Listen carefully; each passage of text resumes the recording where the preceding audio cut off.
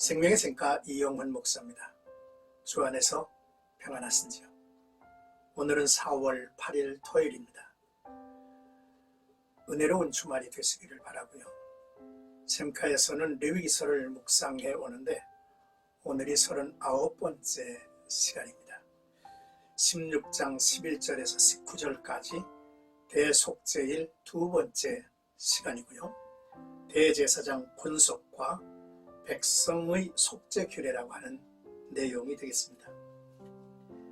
대제사장 아론은 실제적으로 대속죄일 규례를 행함에 있어 먼저 자신을 위한 속죄제를 드리고 다음으로 백성들을 위한 속죄 제물을 드려야 했습니다.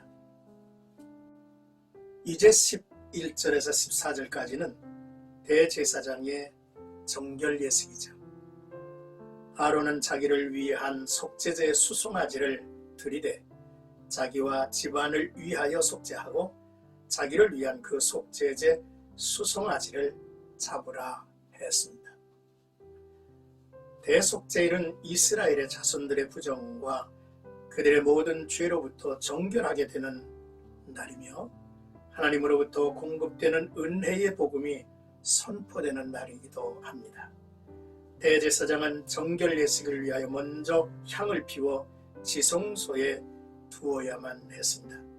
이때 향로의 향은 반드시 번제단에 있는 불을 가지고 피워야 하며 번제단의 불은 절대로 꺼트려서는 안 되었습니다. 이때에 향을 피워 속죄소가 눈에 보이지 않을 정도로 지성소 안을 연기로 가득 채워지도록 해야 했습니다. 왜냐하면 하나님의 임재를 상징하는 증거궤와 그 위에 속죄소를 연기로 가려서 죄를 범한 인간이 거룩한 하나님 앞에서 죽음을 면하도록 하는 상징적인 의미가 있기 때문이죠. 이어서 대제사장이 속죄를 위한 정결 예식을 거합니다. 수송아지의 피를 가져다가 손가락으로 속죄소 동쪽에 뿌리고 손가락으로 그 피를 속죄소 앞에 7번 뿌렸습니다. 이렇게 하는 이유는 1년 동안 백성들의 죄와 정결하지 못함으로 인해서 더럽혀진 지성소를 정결하게 하기 위한 것임을 알 수 있습니다. 15절에서 19절까지의 말씀은 백성들의 정결 예식입니다. 대제사장은 2마리의 염소를 선택해서 번제단 앞에서 둘 중 하나를 제비 뽑습니다. 그리고 제물로 선택된 숫염소의 머리 위에 안수하고 백성들의 죄를 자복합니다. 일반 회중의 속죄 의식에서는 장로들이 안수하지만 대속죄일의 안수는 대제사장이 거행하지요. 이는 온 백성들의 죄를 속하는 제사이기 때문입니다. 그리고 숫염소를 잡아 성소 안에 염소의 피를 뿌리는데 이때 피 뿌림은 지성소와 성소의 정결 회복을 위한 것입니다.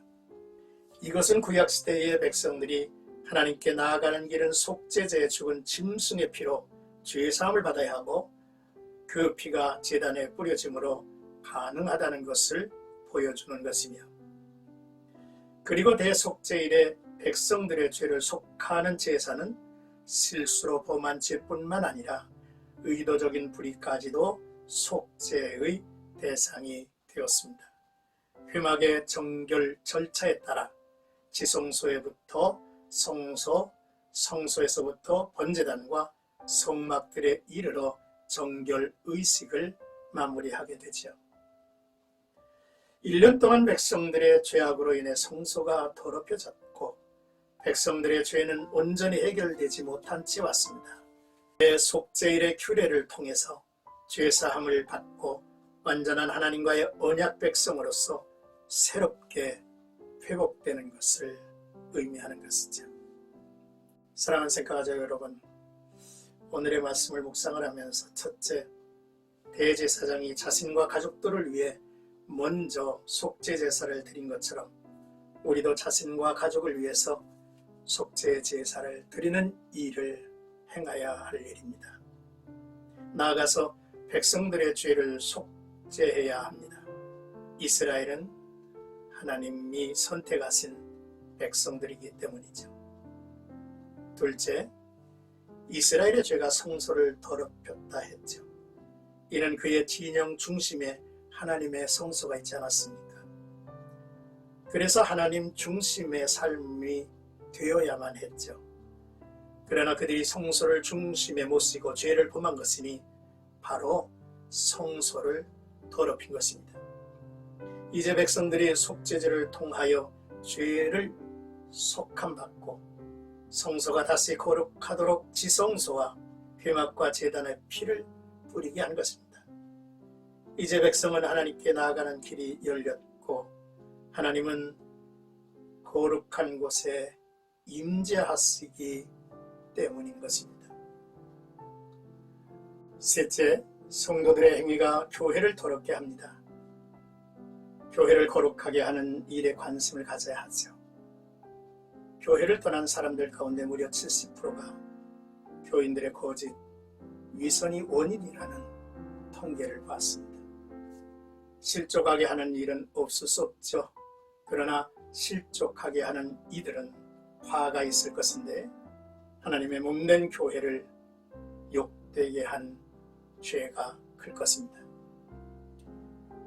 넷째, 하나님 앞에 감사한 것은 신약시대에는 그리스도께서 자신이 직접 피를 흘려 죄인을 사하시고 죄인과 하나님 사이에 화목하는 길을 열어주셨다고 하는 사실이죠.